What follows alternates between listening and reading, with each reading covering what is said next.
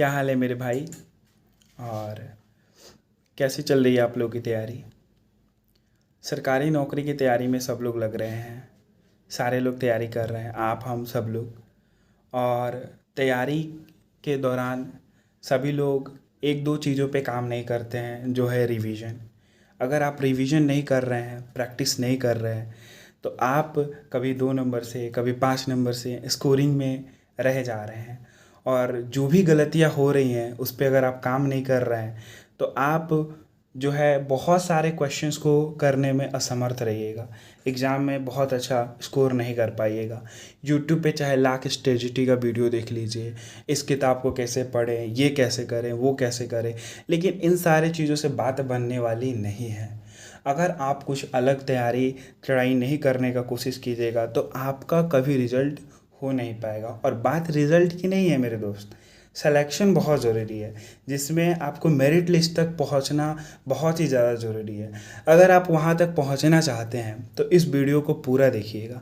इस वीडियो में जो भी चीज़ मैं आपको बताऊंगा अपने अनुभव से, जो भी मैंने एग्ज़ाम दिया उन सारे चीज़ों को मैंने कैसे निकाला, उस आधार पे मैं आपको बताऊंगा कि इस किताब को कैसे पढ़ना है। सबसे पहले दोस्त, ये जो लूसेंट बुक है, ये किताब आपको फुल्ली आपके NCERT सिलेबस पे बेस्ड है। अगर आप सिलेबस को एक बार ढंग से पढ़ लिए हैं तो आपको रिवीजन के लिए सबसे बेस्ट बुक बताएंगे अगर हम बता रहे हैं तो ये लूसेंट है। क्योंकि इस किताब में आप कहते हैं ना दोस्त कि एक बहुत बड़ा ये छोटा सा गागर है और इसमें आपको पूरा समुद्र और यह सागर समाया हुआ है ज्ञान का।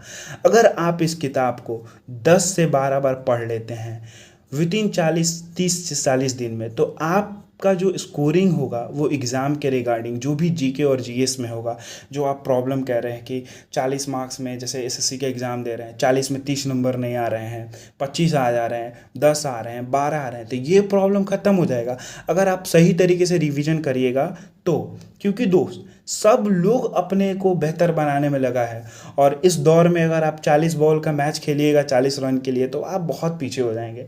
10 बॉल खेलिए, 40 रन मारिए और टॉप करिए, मेरिट लिस्ट में नाम लाइए, जॉब लीजिए। ठीक है, तो अगर आप सिलेक्शन लेना चाहते हैं तो इस वीडियो को पूरा देखिए और मेरे साथ बने रहिए। तो बिफोर रीड दिस बुक मैं आपको कुछ टिप्स एंड ट्रिक बताऊंगा जिस चीज़ से आप इस किताब को बहुत अच्छे से समझ पाइएगा और एकदम मज़े में पढ़ाई को कर पाइएगा। वीडियो थोड़ा सा लॉन्ग होगा, वीडियो में बने रहिए और एकदम ध्यान से देखिए। चाहे आप आरआरबी का एग्ज़ाम दीजिए, एसएससी का एग्ज़ाम दीजिए या कोई भी स्टेट लेवल के एग्ज़ाम दीजिए, इस एग्ज़ाम में आपको सबसे बेस्ट बुक रिवीजन के लिए लूसेंट रहेगा। इसको पढ़ने से पहले आपको कुछ बातों को ध्यान रखना होगा। सबसे पहले कोई भी चीज़ पढ़ाई कर रहे हैं या कोई भी चीज़ पढ़ रहे हैं उस समय आपको सबसे ज़्यादा ज़रूरी है कि आपका इन्वायरमेंट बहुत ही नीट एंड क्लीन और शांत होना चाहिए।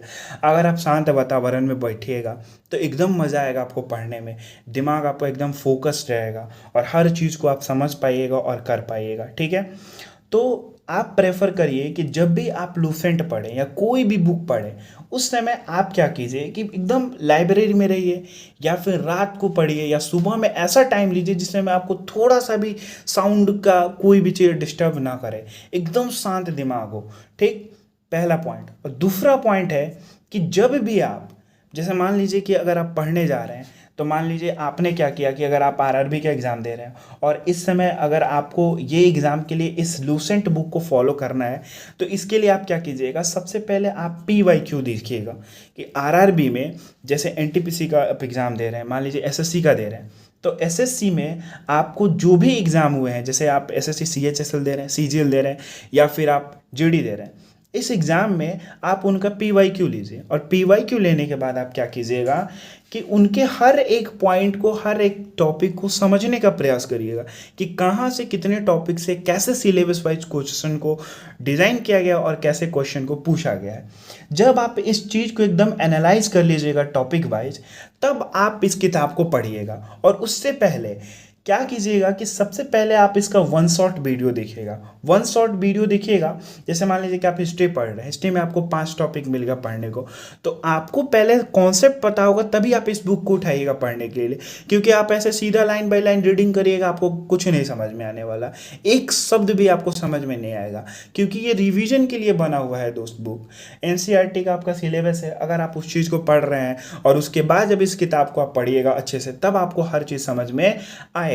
ठीक है दोस्त, तो वन शॉट वीडियो देखिए, जैसे मान लीजिए हिस्ट्री का देख रहे हैं, ज्योग्राफी का उठाए ईवीएस पढ़ रहे हैं, या फिर हिस्ट्री का कोई एंशिएंट पढ़ रहे हैं, एंशिएंट का पूरा 1-2 घंटे का यूट्यूब पे सर्च किए one shot video of ancient history, आप पूरा उसको अच्छे से देख लिए। जब आप उसको देखिएगा तो आपके दिमाग में एक एकदम अच्छे से कॉन्सेप्ट बन जाएगा सब्जेक्ट वाइज। जब कॉन्सेप्ट बनेगा तो आप उस टॉपिक को, जैसे कि आपने पीवाईक्यू को से जो टॉपिक निकाला, उस टॉपिक को आप ध्यान से पढ़िए, एकदम पढ़िए, और पढ़ने के बाद आप देखिएगा कि आपका स्कोर कैसे इंप्रूव हो रहा है अपने एग्जाम में। ठीक, और एक और पॉइंट, जब आप इस बुक को पढ़ रहे हैं तो आपको सबसे पहले चीज़ कि अगर आपको एडिक्शन है शॉर्ट्स का, रील्स देखने का, तो ये चीज़ तो आप छोड़ ही दीजिएगा, क्योंकि इससे आपका फोकस नहीं बनेगा, फोकस बहुत ही हैम्पर होगा और आपको डिस्ट्रैक्शन आएगा। अगर मान लीजिए आप एक लाइन रीड करने बैठे और आपके दिमाग में चलने लगा कुछ और, कि अभी हम दिल्ली घूम रहे हैं, लाल किला देख रहे हैं, तो ये सब चीज़ आएगा तो फिर आप चूक जाइएगा। वही रिजल्ट तो बनेगा लेकिन मेरिट नहीं बनेगा मेरे दोस्त। अगर मेरिट तक पहुंचना है तो बहुत सारे चीज़ों को आपको त्याग करने की ज़रूरत है। ठीक है, तो आइए बात करते हैं। अभी ये तो पढ़ने से पहले की बात है कि क्या क्या आपको करना है। अब पढ़ना कैसे है, इन सारे चीज़ों पे हम लोग बात करते हैं। ठीक, तो मैंने बताया पहले ही कि आप अगर पीवाईक्यू क्वेश्चन को एनालाइज कर रहे हैं, देख रहे हैं हर एक चीज़ों को, उसके बाद अगर आप इस किताब को उठा रहे हैं तो आपके लिए बेनिफिशियल साबित होगा, क्योंकि ये एक रिविजन बुक है। आपको कंप्लीटली सिलेबस इससे नहीं पढ़नी है, आप कॉन्सेप्ट पढ़िए फिर इस किताब को उठाइए। ठीक है, क्योंकि मिसगाइड ही नहीं होना है। सारे लोग बोलेंगे कि दरोगा की तैयारी कर रहे हो, लूसेंट उठा लो, पढ़ लो, रिजल्ट हो जाएगा। भाई कुछ नहीं होने वाला, रिजल्ट बनेगा, मेरिट नहीं बनेगा। वहाँ तक जाना है तो आपको कुछ ना कुछ तो अलग करना पड़ेगा। तो देखो भाई मेरे, मैंने इस किताब को बहुत अच्छे से एनालाइज किया है। टोटल इसमें 280 टॉपिक्स हैं, जिसको मैंने पूरे अच्छे से गिना है, आप गिन भी लेना। 280 टॉपिक और टोटल 394 पेज, 394 पेज और 280 टॉपिक है। अगर आप चाहिएगा तो इतने टॉपिकों को डे टू डे अगर आप रोज 4-5 भी पढ़िएगा ना, तो बहुत सारा चीज़ आप 1-2 महीने के अंदर में कवर अप कर लीजिएगा। ठीक है, लेकिन ऐसा नहीं करना है। अगर मान लीजिए कि आप लूसेंट को पढ़ने बैठे, ठीक है, आपने टारगेट रखा एग्जाम के समय में कि अगर आप, जैसे कि आपका एग्जाम 40 दिन है अभी, तो आप क्या कीजिए कि 10-10 पेज रोज पढ़िए। अगर 10 पेज रोज पढ़ रहे हैं, वही चीज़ को पढ़ना है जो आपने पीवाईक्यू में एनालाइज किया, यानी कि पूरा किताब उठा के लाइन बाय लाइन पढ़ने बैठ गए। ऐसा करेंगे तो नहीं होने वाला है भाई। आप पीवाईक्यू को एनालाइज किए, सिलेबस वाइज टॉपिक को देखे हैं कि आपके एग्जाम में जैसे एंशिएंट हिस्ट्री से बौद्ध धर्म आ रहा है, जैन धर्म आ रहा है, तो वही टॉपिक को आपको पढ़ना है। ये नहीं कि आप कुछ भी फालतू का उठा के पूरा किताब लाइन बाय लाइन पढ़ने बैठ गए ना दोस्त, ऐसा नहीं करना है। तो हो सकता है ये जो 40 दिन का ड्यूरेशन है ये आपका कम हो जाए, क्योंकि 10 पेज पढ़ने का जो टाइमिंग है मिनिमम 1 घंटा लगेगा और मैक्सिमम 2 घंटे 3 घंटे भी आप पढ़ सकते हैं। लेकिन आप 1.5 घंटे का 60 से 90 मिनट का समय रखिएगा, जिसमें आपको ये 10 पेज आपको पढ़ना है। यदि अगर आप 10 पेज रोज पढ़ रहे हैं तो 40 दिन में आप इस चीज़ को कवर अप कर सकते हैं। या फिर अगर आप मान लीजिए 394 को अगर 5 से डिवाइड कीजिएगा तो 78 या 80 दिन, अगर आपके पास ज़्यादा समय है तो आप 5-5 पेज डेली पढ़िए, लेकिन वही पढ़ना है जो आपके एग्जाम के रिगार्डिंग है। पूरा किताब नहीं पढ़ना है, पूरा छान मारिएगा कुछ नहीं मिलेगा। उतना ही निकालना है जितना हमको जरूरी है। जैसे दोस्त, जब जाला फेंका जाएगा ना मछली मारने के लिए, तो आपको पता होना चाहिए कि कहाँ से मछली निकालना है। हर जगह फेंक दीजिएगा तो नहीं निकलने वाला, पूरा समुंदर भरा पड़ा है। वही एक समुंदर वाला बुक है ये। ठीक है दोस्त, तो अब आते हैं मेन टॉपिक पे। क्या करना है, सबसे पहले तो आपको नॉर्मल रीडिंग करना है। जैसे मान लीजिए आपने टॉपिक देखा बौद्ध जैन या 1857, आप पे एक बार नॉर्मली एकदम ध्यान से पढ़ लिए कि ये चीज़ यहाँ पे हुआ है, ऐसे ऐसे कर रहा था, लो बस हो गया, इतना पढ़ाई हो गया। उसके बाद क्या करना है, आपके पीवाईक्यू के अकॉर्डिंग टॉपिक वाइज चीज़ों को लिख लेना है, एकदम पेज पे लिख लेना है। ध्यान से हर एक चीज़ को आपको पेज पे लिखना है। कैसे लिखना है आपको दिखा रहे हैं। जैसे कि मान लीजिए ये फिजिक्स हो गया, यहाँ पे केमिस्ट्री हो गया, ये बायोलॉजी हो गया। मैंने अपने एग्ज़ाम को टारगेट करा, जैसे कि मैंने आरआरबी को देखा, एनटीपीसी का जो एग्ज़ाम अभी होने वाला है रिसेंटली, उसमें जो 40 मार्क का जो जीएस पूछता है, उस चीज़ को मैं देख रहा हूँ तो मुझे समझ में आ रहा है कि कैसे अपने टॉपिक को मैंने एनालाइज करा। मैंने पीवाईक्यू को देखा, हम जब देखें कि पीवाईक्यू से क्या क्या क्वेश्चन आ रहा है, उन सारे टॉपिक को हमने अच्छे से लिखा। जैसे कि हमने लिखा एंसेट हिस्ट्री से कितने क्वेश्चन आ रहे हैं, फिर उसके बाद मैंने लिखा फिजिक्स से, केमिस्ट्री से, ये टॉपिक मैंने लिख लिया। मुझे पूरे बुक पढ़ने की जरूरत नहीं है, मैं वही पढ़ूंगा जो काम लायक है। समझ रहे हैं ना भाई मेरे? तो आप मॉडर्न हिस्ट्री उठाएं, आपने गांधी एरा पढ़ा, 1857 पढ़ा, आप एशियन में पढ़े, सिंधु पढ़े, वैदिक सभ्यता पढ़े, जैन बौद्ध पढ़े, मौर्य और गुप्त पढ़े, कुषाण और पुष्यभूति वंश पढ़ लिए। मान लीजिए ये एग्जाम के रिगार्डिंग आपका टॉपिक है, उसमें दिए गए बहुत सारे चीज़ें, लेकिन उतने फैक्ट को हमको जानने की जरूरत नहीं है भाई। जितना हमारा एग्जाम डिमांड करेगा उतना ही चीज़ों को हम लोग पढ़ेंगे, ठीक है? तो आप ऐसे पूरे अच्छे से एक एक सिलेबस को, एक एक टॉपिक को अपने पीवाईक्यू के बेस्ड पे, अपने सिलेबस के बेस्ड पे हर एक चीज़ को लिख लेना है, और लिखने के बाद आप किताब में चिपका लीजिए एक पन्ना में, ठीक है? फिर उसके बाद इसको पढ़िए। ओके, तो आगे देखते हैं हम लोग। फिर क्या कीजिए कि आप रोज का टारगेट सेट कीजिए, क्योंकि दोस्त अगर डेली अगर मान लीजिए कि आप चाह रहे हैं कि 10 घंटे भी पढ़ना है, 10 घंटे अगर पढ़ने का टारगेट रखिएगा ना, कभी ये चीज़ नहीं हो पाएगा। आप छोटे छोटे टारगेट में रखिए अपने आप को। जैसे मान लीजिए कि आपने 1 घंटे का टारगेट सेट करा कि मुझे एक टॉपिक ये पढ़ना है, 1 घंटा में नहीं बांटिए भाई। पढ़ना है तो टाइम के लिए क्या है, इसमें कोई ये मतलब नहीं कि भाई 1 घंटा पढ़ेंगे 2 घंटा पढ़ेंगे ना दोस्त, ऐसा नहीं होना चाहिए।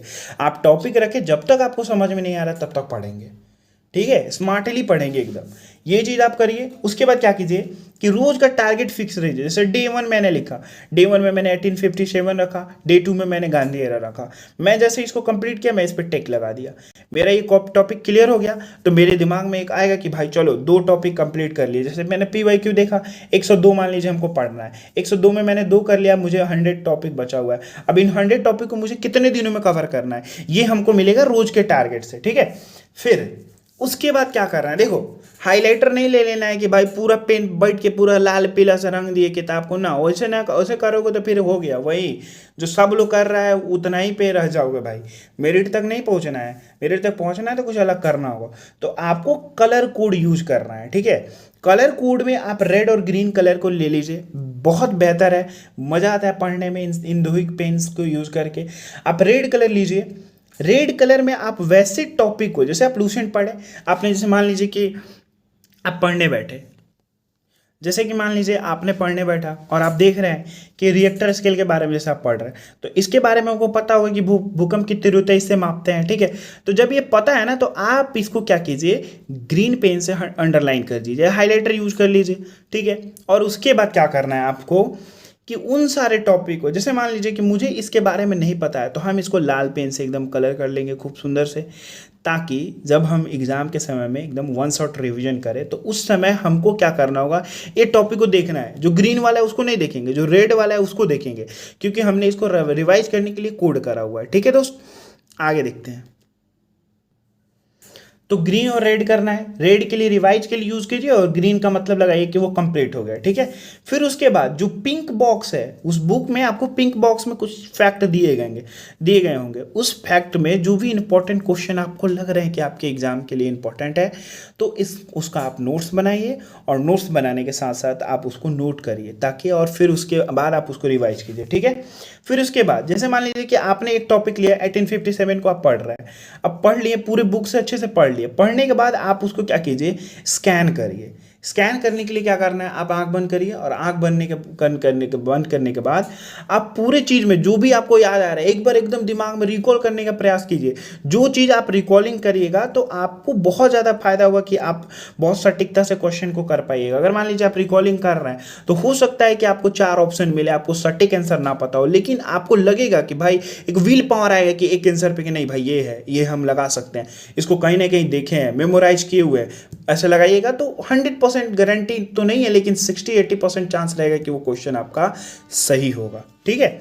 फिर उसके बाद आपको क्या करना है कि पढ़ाई ही केवल जरूरी नहीं है भाई, पढ़ने के लिए तो सब लोग पढ़ लेगा, लेकिन पढ़ने के साथ साथ आपको प्रैक्टिस की बहुत जरूरी है। प्रैक्टिस के लिए आप क्या कीजिएगा कि टॉपिक वाइज क्वेश्चन को जैसे आप पढ़ रहे हैं, टॉपिक वाइज जैसे ही आप क्वेश्चन को पढ़ रहे हैं, उसका प्रैक्टिस आपको करना बहुत ही ज़्यादा ज़रूरी है मेरे भाई। कि आपने एक टॉपिक पढ़ा और उस टॉपिक का आपको क्वेश्चन लगाना बहुत ही ज़्यादा ज़रूरी है। अब आप बोलोगे कि सर क्वेश्चन कहाँ से लगाएं? भैया हम तो तैयारी कर रहे हैं, हमने पढ़ा और उसके बाद हमको क्वेश्चन लगाना है, कैसे लगाएंगे? तो क्वेश्चन के लिए आप अगर जैसे मान लीजिए एग्ज़ाम दे रहे हैं, उस एग्ज़ाम के लिए आपने टेक्स्ट बुक का पास खरीदा होगा, या कहीं पे भी अगर आप मॉक टेस्ट दे रहे हैं, मॉक टेस्ट में आपको सेक्शनल टेस्ट मिलेगा। सेक्शनल में जाइए और चैप्टर वाइज चीज़ों को देखिए। चैप्टर वाइज जाने के बाद जो भी एग्ज़ाम की आप तैयारी कर रहे हैं उसका सेक्शनल टेस्ट और चैप्टर से उसका टेस्ट आप आराम से लगाइए। आपके लिए बहुत ही ज़्यादा फायदा होगा, एक कॉन्फिडेंस बूस्ट होगा कि आप एकदम मज़े से उस एग्ज़ाम को अच्छा से स्कोर कर पाइएगा और बढ़िया से तैयारी होगा आपका, ठीक है। फिर उसके बाद अगर उससे भी ज़्यादा करना है तो आप लूसेंट का ऑब्जेक्टिव बुक लीजिए, जो आता है जनरल सामान्य ज्ञान और सामान्य विज्ञान का, उस दोनों किताब को आप ले लीजिए और उसमें से आप टॉपिक वाइज चीज़ों को देखिए और क्वेश्चन को लगाइए, ठीक। फिर उसके बाद क्राउन का भी एक ऑब्जेक्टिव का बुक आता है, ये भी आप कर सकते हैं। इन तीनों में से कहीं से भी एक क्वेश्चन आप यूज कर रहे हैं, आपके एग्जाम के लिए बहुत ही ज़्यादा फायदेमंद है, ठीक है दोस्त। और अगर आप शुरू से पढ़ना चाहते हैं इस किताब को, तो आपके लिए ऐसे है कि आप हिस्ट्री के 60 टॉपिक्स, ज्योग्राफी के इतने और ईवीएस के 6, पॉलिटी के 39, फिजिक्स के 26, केमिस्ट्री के 16, बायोलॉजी के 18 और साइंस एंड टेक्नोलॉजी के 3 और स्पोर्ट्स के 11, ठीक है। और उसके बाद आपको स्टैटिक्स पे ज़्यादा फोकस करना है, जो 47 टॉपिक दिए गए। फिर वही बात दोस्त, ये भी आपको पढ़ना है कब? जब आप अपने PYQ को देख रहे हैं। बिना PYQ, बिना प्रीवियस ईयर और सिलेबस को एनालिसिस करने कोई भी किताब पढ़ना बेकार है। अगर आप इन चीज़ों को देख रहे हैं, समझ रहे हैं, तो आप अच्छे से एग्ज़ाम में स्कोर कर पाइएगा, क्योंकि आपको रिजल्ट नहीं लाना है, मेरिट लाना है। मेरिट के लिए आपको कुछ अलग करना होगा और अलग से तैयारी करके आपको मेहनत करके पढ़ना होगा, ठीक है। तो इधर मैंने पेजेस का लिस्ट दे दिया है कि कितने पेज में कौन सा टॉपिक है, आप इसमें से देखिए और आप अपने एग्जाम के रिगार्डिंग जो भी आपने एनालाइज करा है उन सारे टॉपिक को लिखिए और लिखने के बाद इस किताब से पढ़िए, और जो आपका एक्शन नोट्स बन रहा है उनसे भी आप पढ़िए और अपने एग्जाम में एकदम फाड़िए, क्योंकि आपको रिजल्ट नहीं लाना है, मेरिट लाना है। रिजल्ट के बारे में सोचिएगा, वहीं पे रह जाइएगा। मेरिट के बारे में सोचिएगा, आपका नौकरी होगा, ब्याह शादी होगा और ऐश कीजिएगा, ठीक है दोस्त। तो जय Hind, bye bye, take care, और अच्छे से एकदम तैयारी कीजिए, मज़े में रहिए, और वीडियो को शेयर कीजिए, लाइक कीजिए और सब्सक्राइब कीजिए अगर आपको वीडियो अच्छा लगा होगा तो। Thank you.